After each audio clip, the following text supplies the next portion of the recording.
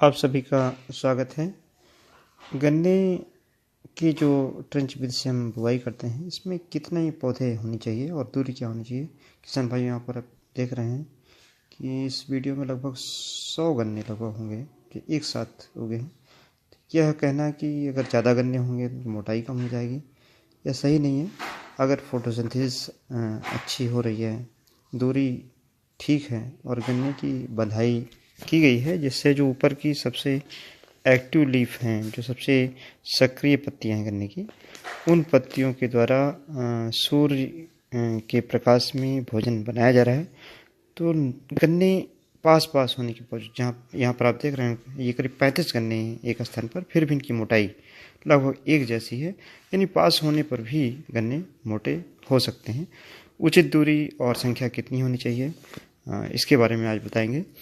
एक किसान भाई जो गन्ना बोते हैं, ये करीब गोल से गोल की दूरी 4.5 फीट होनी चाहिए, यानी जो गोल हम बनाते हैं उसके सेंटर से सेंटर की दूरी 4.5 फीट होनी चाहिए।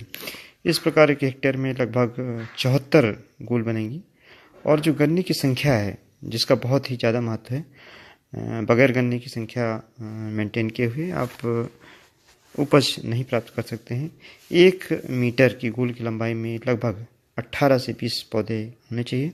अगर 1 हेक्टेयर की हम बात करें तो करीब एक गोल में 1800 पौधे, गन्ने के पौधे होंगे और 74 गोलों में यह संख्या आप उससे मल्टीप्लाई करके निकाल सकते हैं। और इससे जो उत्पादन है वो लगभग 2000 कुंटल से ज़्यादा आ सकता है, बशर्ते कि गन्ने की जो मोटाई है वह ठीक हो और लंबाई 15-16 फीट के आसपास हो और गन्ने का औसत वजन लगभग 2 केजी अगर हो तो आपको बहुत अच्छा, बहुत बेहतरीन उत्पादन मिल सकता है। किसान भाइयों, इसके लिए ज़रूरी है कि गहरी गोल में आप गन्ने की बुआई करें, कम मिट्टी डालें और ये जो पौधों की संख्या हमने बताई है, करीब 1 मीटर की लंबाई में समान दूरी पर 18 पौधे होने चाहिए। पर्याप्त उत्पादन आपको 1 हेक्टेयर के गन्ने में मिल सकता है।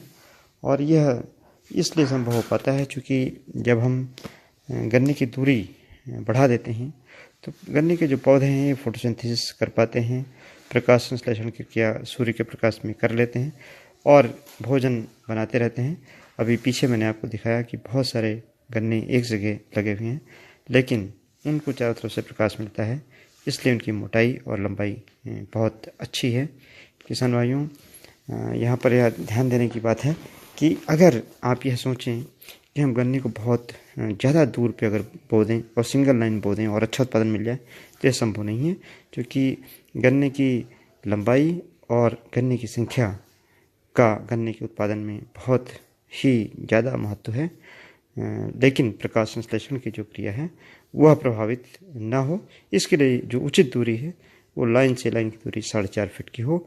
और डबल लाइन में अगर आप गन्ना बोते हैं तो निश्चित तौर से आप गन्ने की पर्याप्त संख्या शुरू से मेंटेन कर लेते हैं। अगर सिंगल लाइन में आप बोते हैं तो आपको बहुत मेहनत करनी पड़ती है और उसके बाद जाकर के गन्ने की संख्या मेंटेन हो पाती है। डबल लाइन में अगर गन्ने की पौधों की संख्या ज़्यादा है तो उसको आप मिट्टी जल्दी चढ़ा करके या उनको निकाल भी सकते हैं। लेकिन अगर सिंगल लाइन में पौधे कम हो गए तो फिर हम ऐसा पौधों की संख्या बढ़ाने के लिए बहुत मेहनत करनी पड़ती है।